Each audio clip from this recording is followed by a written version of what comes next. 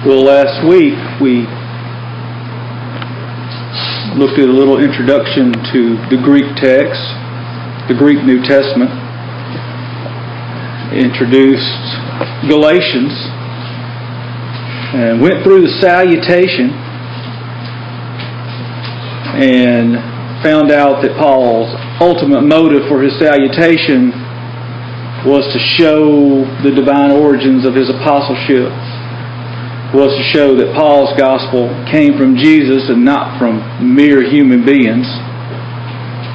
Christ gave himself for the Galatians and our sins so that he could rescue the Galatians and us from the current evil age. All of this was the will of God.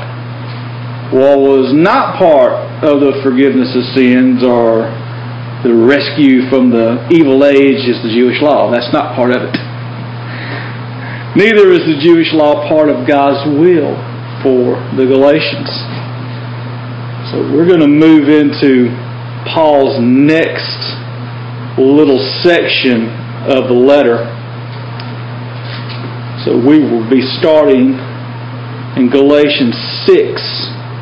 And we're going to just do 5 verses tonight. But starting with verse 6. I am astonished that you are quickly deserting the one who called you to live in the grace of Christ and are turning to a different gospel, which is really no gospel at all. Evidently, some people are throwing you into confusion and are trying to pervert the gospel of Christ. But even if we or an angel from heaven should preach a gospel other than the one we preach to you, let him be under God's curse. As we have already said, so now I say again, if anybody is preaching to you a gospel other than what you accepted, let them be under God's curse. Am I now trying to win the approval of human beings or of God? Or am I trying to please people?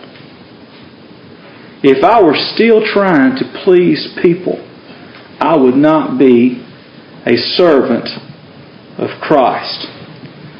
I'm going to don't necessarily like some of the way that it's translated here, but we're going to fix a little bit of that to kind of give you an idea of what's going on here. In this verse 6, normally in Pauline letters, after the salutation, Paul gives a thanksgiving to God, but it does not appear here.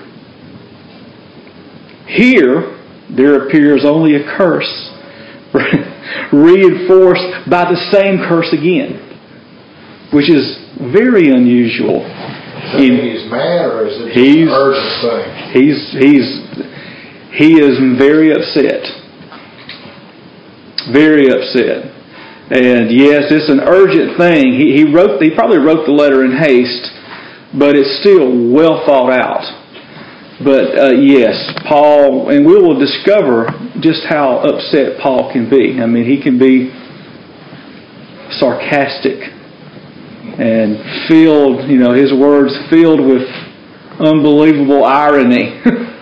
How he will place things. But yes, he's not very happy. So instead of we give thanks to God always concerning all of you, as he says in 1 Thessalonians 1:2, Paul starts out with this thaumazo hati, which is I am astonished or I marvel that. Quite a bit of a difference, Quite a bit of a difference. This idea, normally when thaumazo is used in Greek, especially with the particle hati, that, or because, it's always in the form of a rebuke.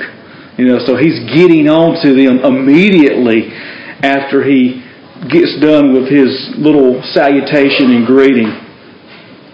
And that is the case here. For there is nothing that Paul could commend the Galatians on. And there was nothing that he could thank God for in this situation. And that's telling in of itself. And the phrase so quickly, hutas takeos, Paul may be actually alluding to an Old Testament passage. Or an Old Testament passage, excuse me.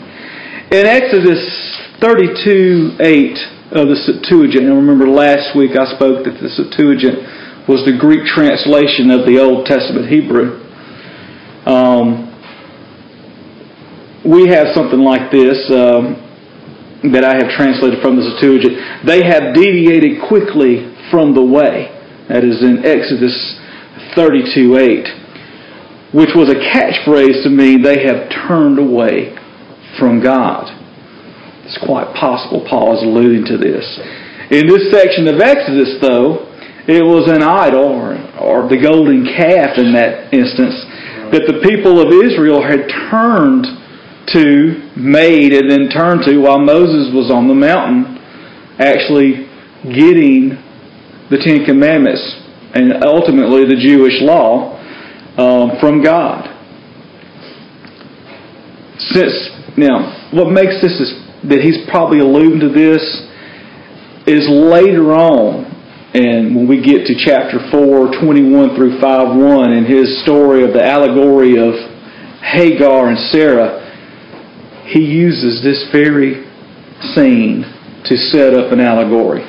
So it's quite possible that he's already thinking about that allegory he's going to write about, and he is alluding to it right here in just the very words that he's used from the Septuagint. Now, it's probably will escape the Galatians at the beginning, but probably once they get over to that allegory that he talks about, they may remember it, especially if they find themselves going back and reading that part of the Old Testament, and you have departed from the way, which is basically what Paul is saying here. The way was the earliest self-designation for those who believed in Jesus. This is found actually throughout Acts in 9:2, 19:9, 23, 22:4, verse 24, and then 24:14 and verse 22. All throughout Acts, it's the way, believing in Jesus. Amazingly enough, it is the one who called you from whom the Galatians are ultimately deserting. And in this case, the one who called you is God. Paul uses this phrase many times in his letters to refer to God. Y'all may remember that during our holiness studies, we saw time and time again where Paul placed Judaism in the same boat as paganism. In Paul's mind, going to both Judaism and paganism is deserting the one who called you. Right. We'll demonstrate that as we go forward. As this unfolds, the main thing in Paul's mind is that the Galatians are trying to justify themselves by performing the law of Moses. Now, he's going to get heavily into that. As they try to do that, they are slipping into the same adultery that the Israelites were slipping into while Moses was on top of the mountain. That's kind of inferring a lot here, but he is alluding to this passage in a bad way. So if it was bad for the Israelites at that moment, he's now placing the Galatians maybe not in the same kind of a setting, but what ultimately happened was that they are now doing something other than what they were called to do.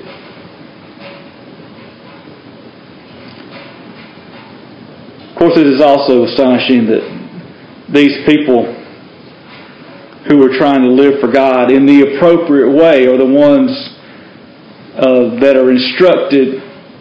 They are instructed by these people The ones who are stirring you up, that's how Paul calls them. The ones who are stirring you up, or the ones who are troubling you, the ones who are, I think our translation here is throwing you into confusion.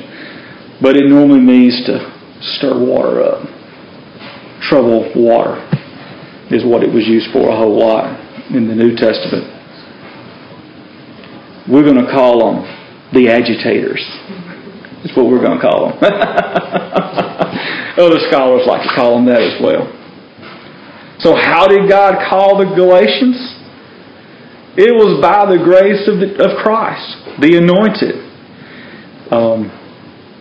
It is by the grace that the Galatians are called in the first place, not by the works of the law. Let's look a little bit about the Christology here. We talked a little bit about Christology up in verse 3. In verse 3, grace and peace came from God and Jesus. Here, God has called the Galatians by Jesus' grace on them. It's Jesus' grace now that are on the Galatians. Paul has called them because of that. Not by the works of the law, but by grace. God's favor. Here, Jesus' favor. God will demonstrate this a little bit more in verse 10. To a different gospel, or a different good news, Paul now states just how the Galatians are deserting God. They are doing so by obeying a gospel that was not used to call them. Paul preached something different to them where they came into the faith. Now they're starting to follow, in Paul's mind, something completely different. In other words, the Galatians were not called by God while Paul was preaching about observing the Jewish law. That didn't even come up when he was teaching them about who Jesus was, what Jesus did, what that meant for them. The Jewish law didn't come up at all. So you can see why Paul would how can these people who probably didn't know very much about the Jewish law to begin with, now are trying to do it?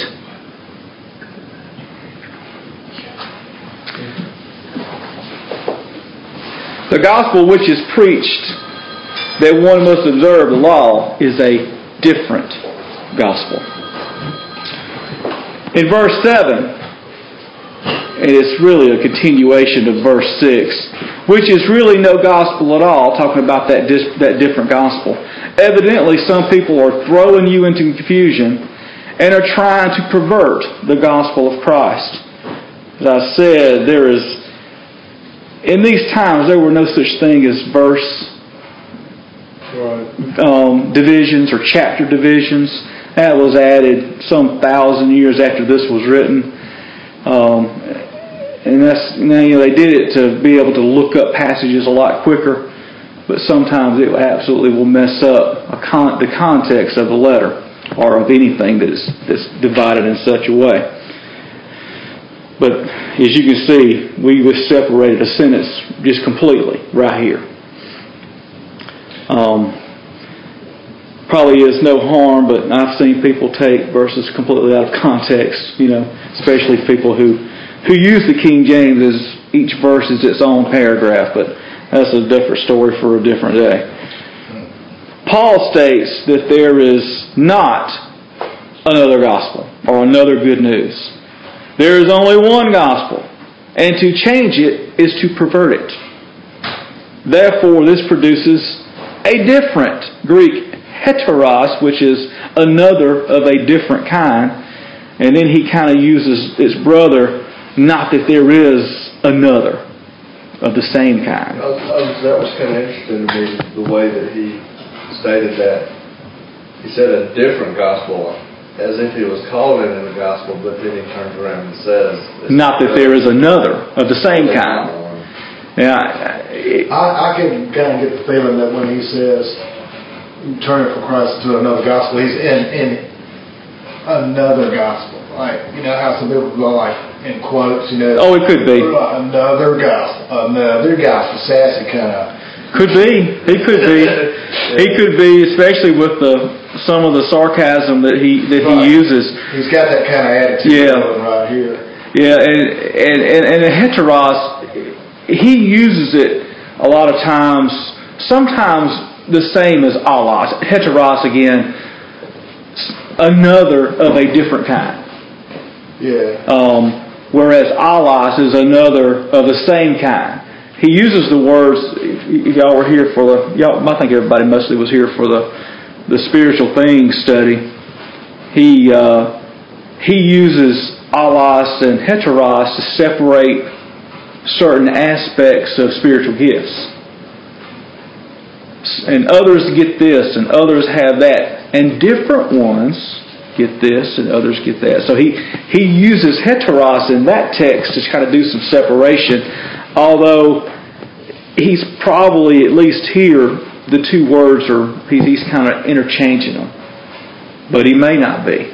He may be setting something up for a little bit later that we'll get to look at his use of heteros. But almost every translation, save the King James Version, translates this a different gospel. The King James translates this another gospel, but it means different. Of a different kind. Okay. With that, Paul introduces who is the ones who are doing this to the Galatians, even though the Galatians already know who they are. Paul refers to them as, my translation, the ones who are stirring you up. The NIV here has the ones who are throwing you in confusion. Others have the ones who are troubling you. Yeah, that's what we have. Yeah, the ones who are troubling you. Like I said, we're going to call them the agitators. That's what we're going to call them. The Greek verb terasso means to cause movement by shaking or stirring, shake together, stir up water. So you can I mentioned that a little bit before, but Paul is actually using it to show inner turmoil of the Galatian people themselves. The people are trying to cause them to be turbulent, so to speak, to question what it was that they originally came into the faith. That's what's even amazing about it. We will call these certain people, like I said, the agitators is what we're going to call them, which I think is a pretty appropriate title. I'd also like to bring to everyone's attention, Paul says there's certain ones who are stirring you up or troubling you.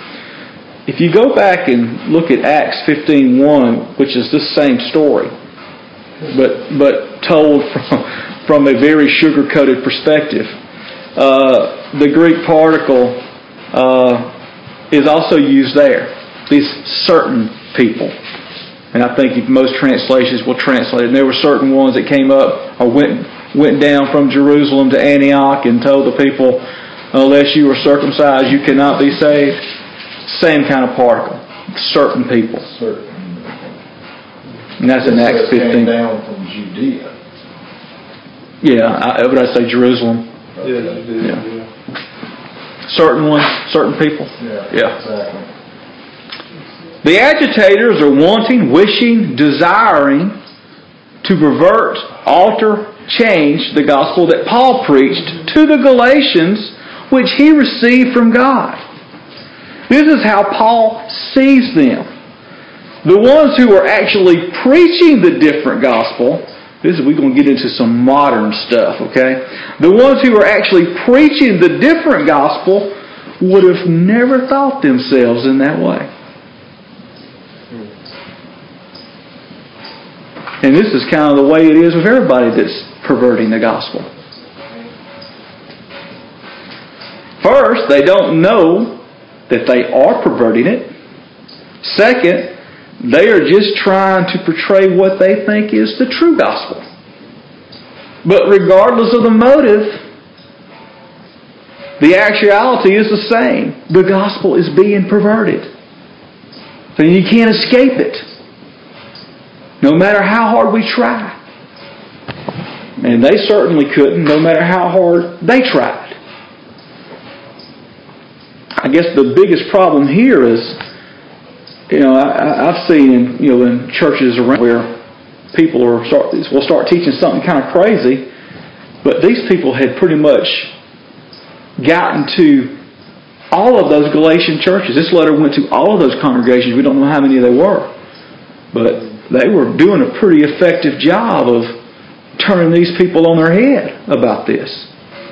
And for that, Paul was not very happy at all. I don't know if this is a stretch or not, but it just kind of, when you talked about the agitation or stirring, it made me think about when you're trying to put something into like a solution or whatever, to mix it in there and make it part of that, you stir it. Yeah. So they're adding something in there and they're stirring it up to make it. That's a very to try to make it be real or part of. Yeah. Well, that might be.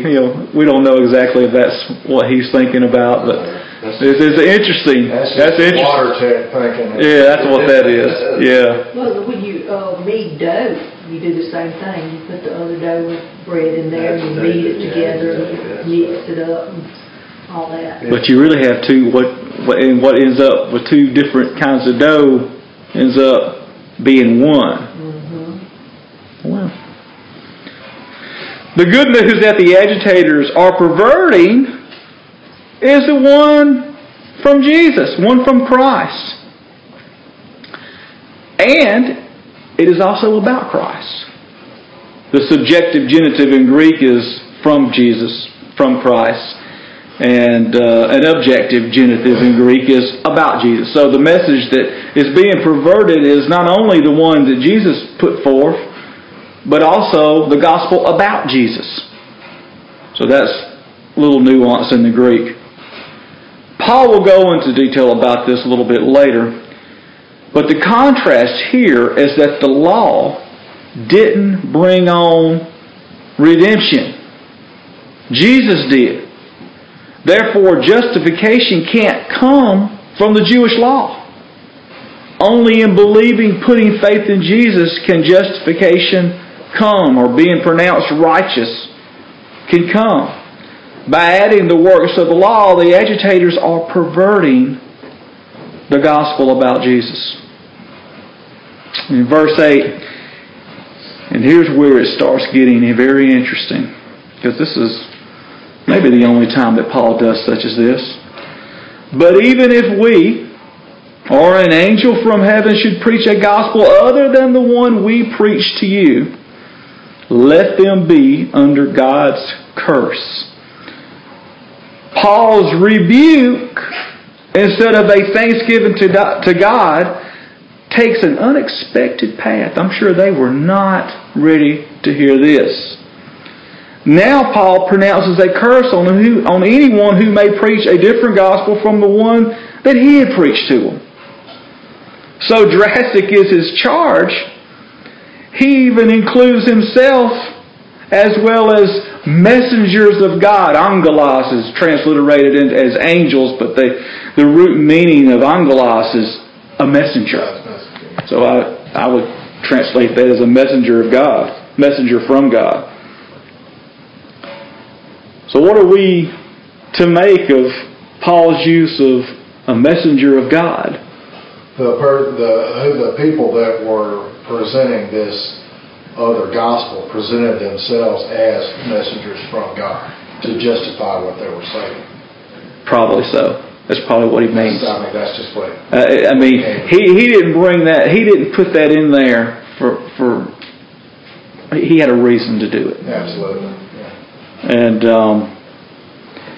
And he's also doing it. Who y'all? Well, and I'm going to let you in a little secret. He's setting up a passage for later on in the letter. Paul has the uncanny ability to do this.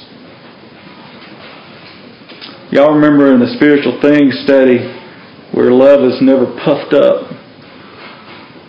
Way back, I think it's in chapter 7, Paul says, knowledge puffs up, but love builds up. Something like that. He was way back there setting up That was in 1 Corinthians, I think it was in 7. Setting up for something all the way in chapter 13. He has the uncanny ability to do that. Now, my interpretation of that is he has God-breathed inspiration to insert things at certain places that actually He's going to build upon later. And when we get over a little bit further, we'll probably see why He used this angelos, this angel, God's messenger. And we'll get to even discuss a little bit of Jewish thought around reinterpreting some of the Old Hebrew. It'd be pretty interesting. Paul is probably being ironic or a little sarcastic. It is probably directed to the agitators who claim to have the authority of the Jerusalem church behind them.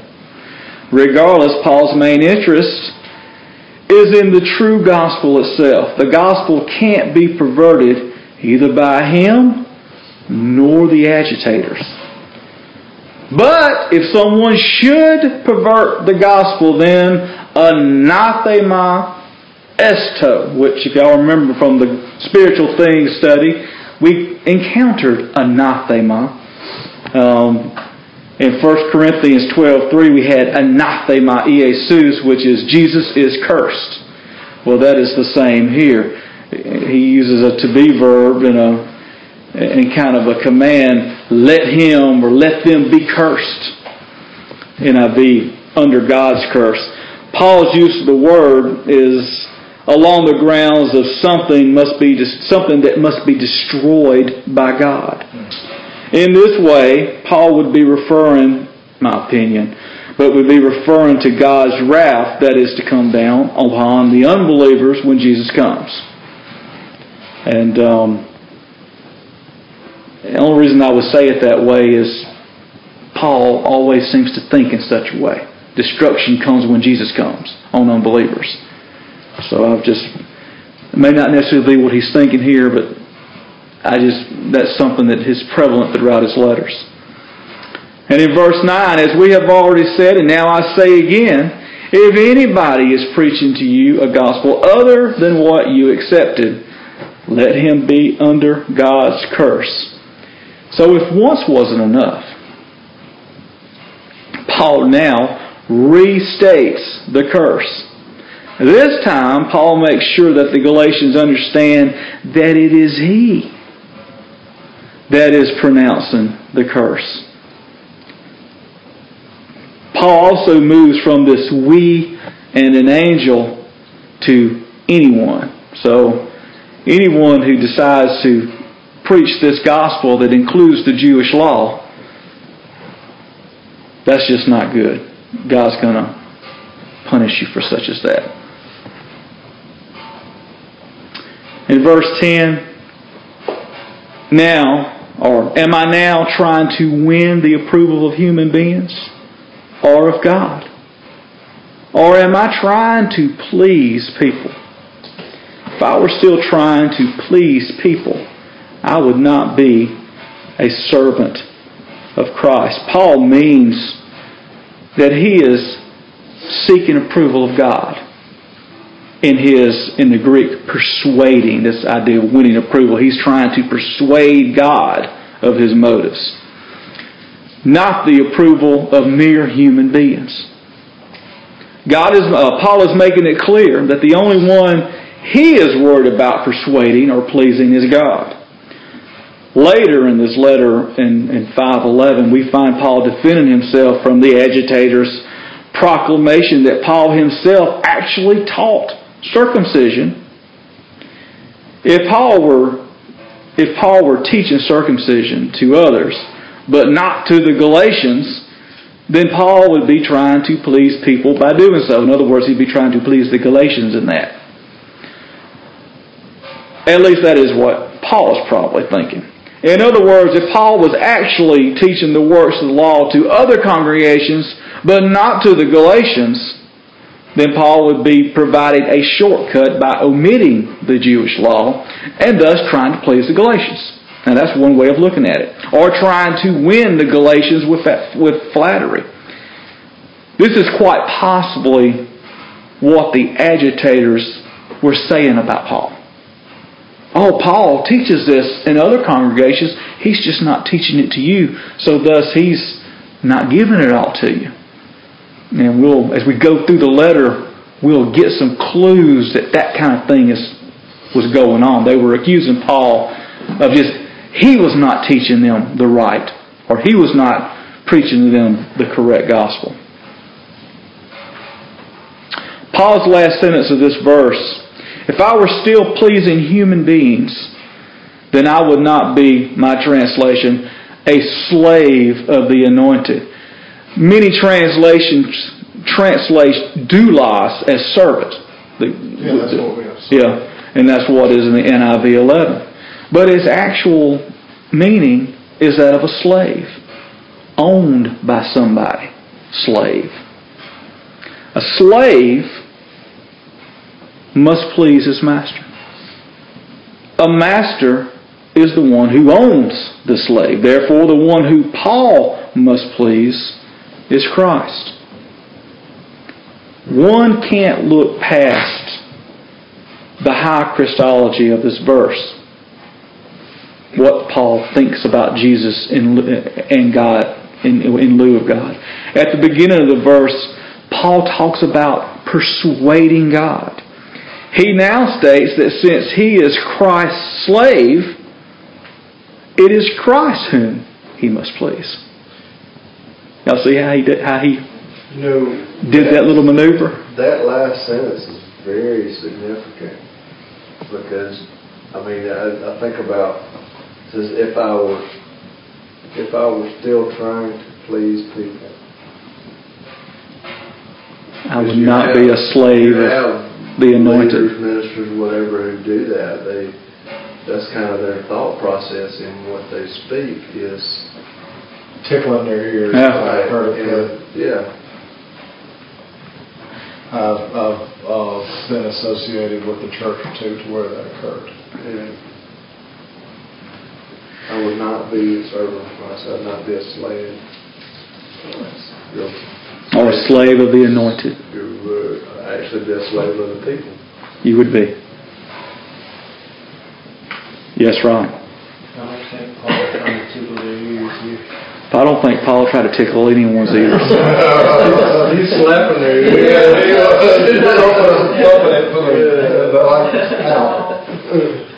So, he's Christ's slave. So it is Christ whom he must persuade. If Paul tries to please anyone else, then he can't be Christ's slave. We've already alluded to that. He'd be people's slave. Since Paul is proclaiming the true gospel that he received from Christ, then he must proclaim that gospel in order to please his master. Remember, master-slave has to do what the master says do. If he does not preach the true gospel, then Paul can't belong to Christ. And he will be among those who are cursed under God's wrath. So the conclusion of this is Paul's tone is hot, to say the least. I think it's pretty obvious that he's not very happy. He can't believe that his converts have moved away from the gospel that was preached to them. More than that, he is infuriated by the people who have caused this division in his congregations. I think that is obvious from the way he talks. Paul's pronouncement of a curse, not once but twice, should be enough to show the Galatians just how upset Paul was. But Paul didn't stop there.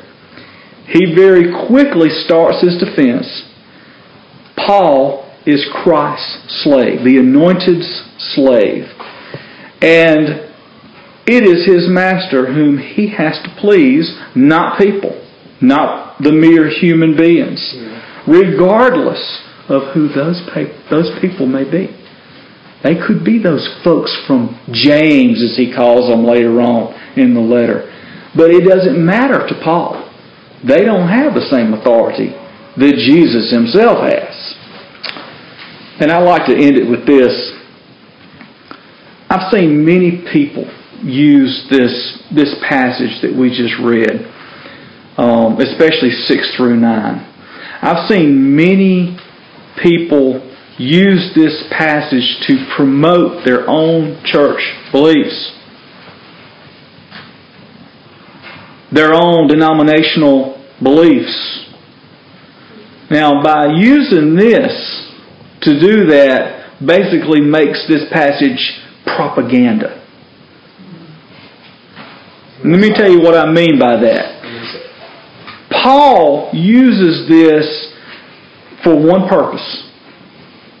The people, as we get into this letter, we're going to see this clearer and clearer and clearer.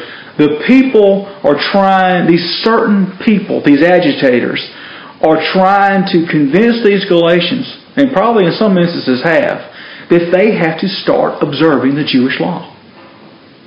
These are the people, and this is the perversion of the gospel that Paul says, if you do this, you are accursed, or you are a curse. You will be cursed.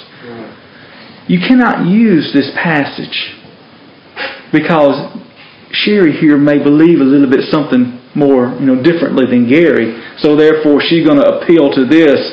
See, Gary, if you don't believe it the way I do, which is the true gospel, you're going to be cursed. Now, I've heard people do that and do that and do that. It is propaganda when you do it that way. Which is actually ironic, because it's the very thing that he's speaking against. Yeah, on the overall grand scheme of things, that's correct. Now, he's dealing with the Jewish law here in modern, what would be faith in Jesus versus the Jewish law.